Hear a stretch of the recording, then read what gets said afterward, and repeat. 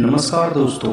राजस्थान के त्योहारों में एक बेहद सुंदर और पवित्र पर्व है गणगौर। यह त्यौहार खासकर महिलाओं के लिए महत्वपूर्ण है। विवाहित महिलाएं अपने पति की लंबी उम्र के लिए और अविवाहित लड़कियां अच्छे पति की कामना के लिए इसे मनाती हैं। लेकिन क्या आप जानते हैं कि इसके पीछे एक अद्भुत पौराणिक कथा है जो सीधे जुड़ी है भगवान शिव और माता पार्वती से। आज हम आपको यही पूरी कथा विस्तार से बताएंगे, जिसे सुनकर आप इस त्योहार को बहुत करीब से महसूस करेंगे। बहुत समय पहले की बात है। एक देवी थी जिनका नाम था सती।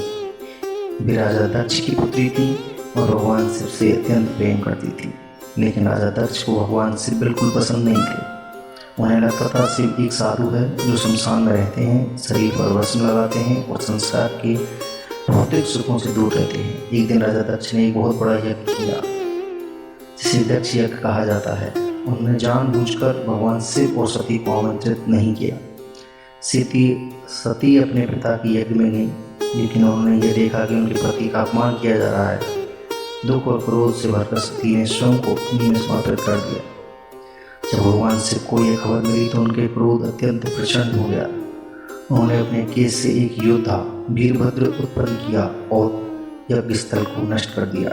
सती के शरीर के अंग अलग अलग जगह गिरे।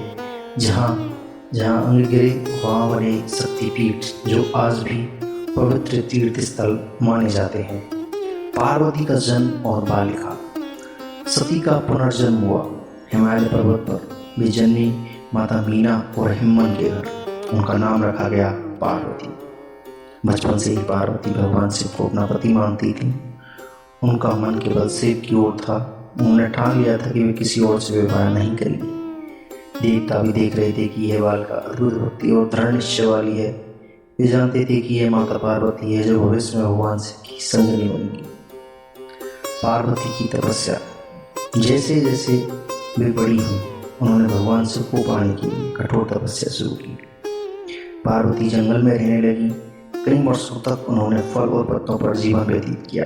कभी कभी उन्होंने भोजन और पानी तक का त्याग कर दिया।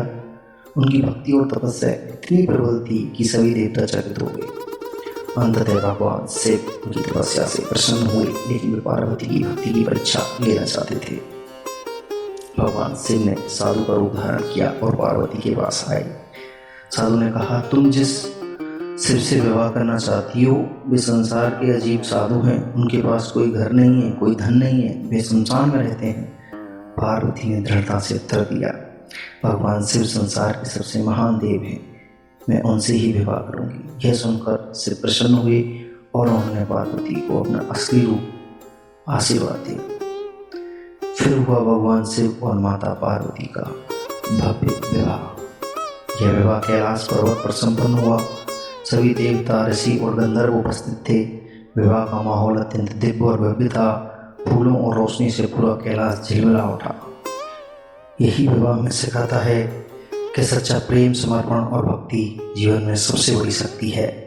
समय बीतने पर माता पार्वती पृथ्वी पर आई। वे देखना चाहती थी कि गांव की महिलाएं उन्हें कितनी श्रद्धा से पूजती हैं। गरीब महिलाओं ने सबसे पहले माता की पूजा की। उनके पास भौतिक वस्तुएं कम थी, लेकिन उन्होंने पूरे मन से पूजा की।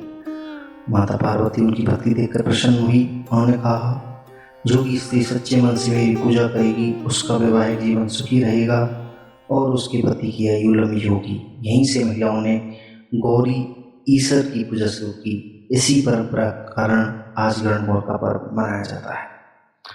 आज भी राजस्थान के गांवों और शहरों में गणगौर का त्यौहार बहुत धूमधाम से मनाया जाता है। महिलाएं 16 दिनों तक व्रत रखती हैं। वे मिट्टी या लकड़ी की गौरी ईश्वर की मूर्तियों की पूजा करती हैं। सिर पर कलश लेकर जुलूस निकाला जाता है। पारंपरिक गीत गाए जाते हैं और नृत्य किया जाता है। खासतौर पर जयपुर, उदयपुर और जोधपुर में यह पर्व अत्यंत भव्य रूप में मनाया जाता है। दोस्तों, यह थी गणगौर की पौराणिक कथा और शिव पार्वती की अद्भुत प्रेम कथा। यही पर्व हमें सिखाता है कि सच्ची भक्ति और प्रेम जीवन को सुखी बनाते हैं। अगर आपको यह कहानी पसंद आई हो तो इस वीडियो को लाइक करें, शेयर करें और चैनल को सब्सक्राइब करना ना भूलें। धन्यवाद।